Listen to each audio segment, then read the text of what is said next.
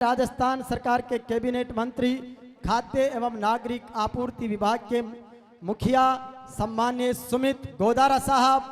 राम राम सा। सियाड़ो सिक्कर सुनो है के सियाड़ो सिक्कर, उनाड़ो अजमेर, सावण बीकानेर और नागौर नित्रो भलो। ऐसा नागौर का लोग मौजूद है, बाने बीकानेर घनी घनी राम राम। और मेरे सामने मौजूद है ये होनार छात्राएं जो मेरे सामने मौजूद है। मैंने कहा नागौर नित्रा भला, और नागौर के जो चाहे राजनीतिक क्षेत्र हो, चाहे शैक्षणिक क्षेत्र हो, चाहे अधिकारी हो, और चाहे यहाँ के युवक हो, युवतियाँ हो, वो पूरे भारत में, देश में, हर क्षेत्र में अपनी छाप छोड़ रहे हैं। ऐसे नागौर की पावन भूमि को वंदन करते हुए, और जो बच्चियाँ मेरे सामने बैठी है, आप आगे बढ़ना चाहते हो जीवन में, तो आप क्या हमारे उप मुख्यमंत्री दिया कुमारी जी को देखकर आपका भी मन होता है कि हम भी इस तरह आगे बढ़े? किसका मन हो रहा है? मन हो रहा है तो हाथ ऊपर करो, शर्माओ मत। शाह जी, जोरदार तालियां आपके लिए कि आप भी देख के जिस तरह माननीय उप मुख्यमंत्री जी मंच पे आए थे, तो आप में जो उत्साह था, ये उत्साह बता रहा था कि आप भी जीवन में आगे बढ़ना चाहते हो। और आज आगे बढ़ने के लिए वीर तेजा बीपी एड महाविद्यालय का जो भवन का उद्घाटन है वो किया।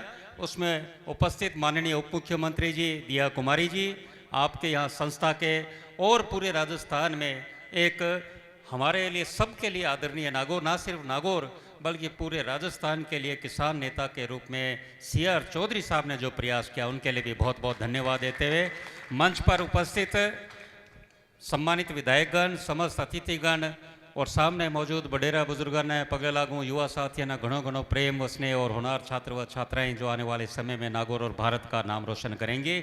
और जिस तरह मुझे बताया कि जिम्नास्टिक में यहाँ के बच्चे अच्छे कर रहे हैं, तो बिल्कुल क्यों नहीं करें अच्छे। जब त्रिपुरा राज्य के एक छोटे से जगह से निकलकर दीपा कामरकर ब्राज़ील के रियो डी जेनेरो में चौथे नंबर पर ओलंपिक में आ सकती है, तो क्यों नहीं हमारे नागौर मुंडवा की बच्ची विश्व में अपना नाम छाप छोड़ सकती है। मैं ज़्यादा समय नहीं लेते हुए कि भाई शिक्षा की जो ताकत है, शिक्षा की ताकत के बारे में दो शब्द कहूँगा, क्यों शैक्षणिक संस्थान है और लड़कियों की संस्थान है। तो बात संक्षिप्त में करते हैं। मेरा भी गांव बीकानेर से 50 किलोमीटर दूर है। 100 साल पहले मेरी अनपढ़ परदादी थी, और उनके पता नहीं क्या जची, हमारे गाँव तो उस टाइम कोई शिक्षा होती नहीं थी, धोरे होते थे। तो उन्होंने अपने बड़े लड़के मेरे दादाजी पेमाराम जी को बीकानेर भेजा ऊँटों पर। जिस तरह भामाशाह मोदी जी है, मोदी जी के लिए जोरदार तालियां बजाएं जो इस भवन के लिए था शानदार। क्या उसी तरह कोई भामाशाह थे, उनके यहाँ रह के ऊँटों पे जाकर मेरे दादाजी ने शिक्षा ग्रहण करी। शिक्षा ग्रहण करी, आज़ादी से पहले की बात है। पटवारी लगे, देश आज़ाद हुआ, रियासतें मर्ज हुई तो कलेक्ट्रेट में लगे, और अपनी धोती पहन के, कुर्ता पहन के साधारण ज़िंदगी जीते हुए अपनी ईमानदारी से नौकरी करी, बच्चों को पढ़ाया। मेरे पिताजी पढ़े, डॉक्टर बने, और राजस्थान के पहले कैंसर स्पेशलिस्ट PGI चंडीगढ़ से करके आए। जो कैंसर ट्रेन की जो बात कर रहे थे DG साहब, उसी हॉस्पिटल में, बीकानेर के कैंसर हॉस्पिटल में पिताजी डॉक्टर RK चौधरी रहे। और यहाँ समीप में अजमेर के JLN में भी वो रहे, सुप्रिटेंडेंट यहाँ पे रहे जो यहाँ से। तो पिताजी पढ़े, तो मेरे पढ़ाई करी, तो मैं यहाँ राजनीति में आया और विधायक बना और मंत्री बना। ये सारी देन मेरी अनपढ़ परदादी की है, जिसने पढ़ाया, पूरा का पूरा परिवार आगे बढ़ा। ये शिक्षा की ताकत है, और ये शिक्षा की ताकत आपको समझनी पड़ेगी। और देखो, आज दिया कुमारी जी अपने बीच में उप मुख्यमंत्री है, तो इनके भी बडेरों ने, राज परिवार ने कितना राजस्थान के लिए काम किया, तो उनकी पुनाई इनके काम आई। तो आज हमारे बीच में उप मुख्यमंत्री के रूप में ना सिर्फ काम कर रही है, बल्कि ना सिर्फ पर्यटन, महिला बाल विकास, सार्वजनिक निर्माण विभाग PLOD और राजस्थान के खजाने की कुंजी है वो दिया कुमारी जी के हाथ में है। ये सारा जो हम काम करते हैं कहीं ना कहीं हमें काम आता है। मैं जो रिशपाल जी मिर्दा जी ने बात कही कि मारवाड़ी में बोले, तो बच्चों आज के समय में हमें इंग्लिश भी आनी चाहिए, हमें हिंदी भी आनी चाहिए, और अपनी मातृभाषा मारवाड़ी भी आनी चाहिए। और ये तीन ही नहीं, आने वाला समय जो आ रहा है, माननीय मुख्यमंत्री श्री भजनलाल शर्मा जी ने हमें कैबिनेट में कहा कि वो जापान गए थे, तो जापान वासियों ने कहा हमारी आबादी वृद्ध हो रही है, हमें जिस तरह आपके यहाँ पे नर्सिंग की बच्चियाँ मौजूद है, तो उन्होंने कहा आने वाले टाइम में हम यहाँ की बच्चियाँ लेके जाएंगे, बच्चे जो नर्सिंग करे हुए वहाँ पे सेवा करें, उनको जापानीज लैंग्वेज आनी चाहिए। वो भी समय आएगा जब इस संस्था में आपको विदेशी भाषाएं सिखाई जाएगी और पूरे विश्व में आप जाओगे।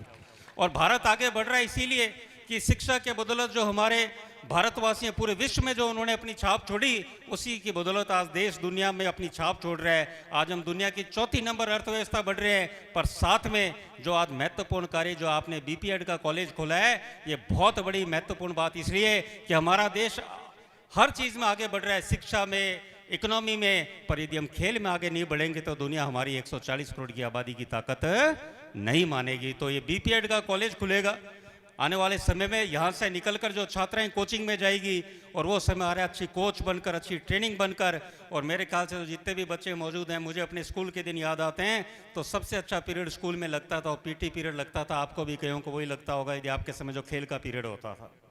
मैं बात को, जो इतने बच्चे मौजूद हैं, यूँ ही आ जाए तो बीकानेर से, तो एक प्रश्न पूछ के अपनी बात समाप्त करूंगा। देखते हैं, क्योंकि सिर्फ पढ़ाई महत्वपूर्ण नहीं है, महत्वपूर्ण ये है कि हमें इंक्विजिटिवनेस, जो जिज्ञासा, सीखने की जिज्ञासा कितनी है। क्या हम सिर्फ मोबाइल किताबी उसी में रहते हैं, या एक हमें जो कि हमारा सामाजिक ज्ञान कैसा है। क्योंकि आगे बढ़ने के लिए सिर्फ पेपर के नंबर ही काम नहीं आएंगे, एक जो कॉन्फिडेंस आप में आता है वो बहुत काम आएगा। जो छात्राओं ने इतना शानदार यहाँ पे कार्यक्रम प्रस्तुत किया, वो उनका आत्मविश्वास था। उस आत्मविश्वास के लिए हम जोरदार तालियों से उन छात्राओं का हौसला बढ़े। और वो जो स्टेज पे आते हैं उनका कॉन्फिडेंस बढ़ता है, कॉन्फिडेंस बढ़ता है तो वो आगे बढ़ते हैं। तो मैं इसी, आपका एक कॉन्फिडेंस का टेस्ट है, कोई उत्तर का टेस्ट नहीं है। टेस्ट इस चीज़ का है कि आप में आत्मविश्वास कितना है। मैं जितनी भी लड़कियां हैं जिनसे कहूँगा, जिसको भी उत्तर आएगा, एक टेस्ट है, जो भी उत्तर खड़े हो के जो उत्तर देगा उसको मेरी तरफ से 1100 रुपये का इनाम है। वैसे मैं 1100 रुपये देता नहीं हूँ इतने आसानी से, पर देखते हैं नागौर की बच्चियाँ यहाँ कितनी तेज पड़ती है इस प्रश्न के लिए। तो स्टार्टअप खड़े होकर जगह पे बोलोगे, सही के लिए मिलेगा, दोबारा मौका नहीं मिलेगा। दुनिया की सबसे ऊंची चोटी कौन सी है? वो खड़े होके बोल दो, हैं? खड़े करके बोल दो। पर ये 1100 का प्रश्न नहीं था, ये तो आसान था। प्रश्न अब है, अब ये प्रश्न ये है कि दुनिया में माउंट एवरेस्ट सबसे पहले कौन, किसने फतह किया था, उस व्यक्ति का नाम बताओ। प्रॉम्प्ट नहीं करेगा कोई, बताओ। इतने बच्चे मौजूद हैं, कई कंपटीशन की भी तैयारी कर रहे हैं, और आता बहुतों को होगा पर आप बता नहीं पा रहे। वो महिला भारतीय थी। मैं कह रहा हूं दुनिया में सबसे पहले, वेल ट्राइड, ताली बजाओ इस बच्ची के कॉन्फिडेंस के लिए, कम से कम खड़ी तो हुई है। कोई और बताएगा? आता कईयों को होगा, पर मुझे पक्का है कि आप झिझक रहे हो बोलते हुए। ये झिझक ही मिटानी है, आगे बढ़ना है तो झिझक मिटानी जरूरी है। कोई नहीं बता पा रहा, कोई कोशिश करो। नहीं बता रहे, चलो मेरे 1100 रुपये बचे, पर मैं नहीं चाहता था बचे, मैं चाहता था मैं देके जाऊं बच्चियों को यहाँ पे किसी को।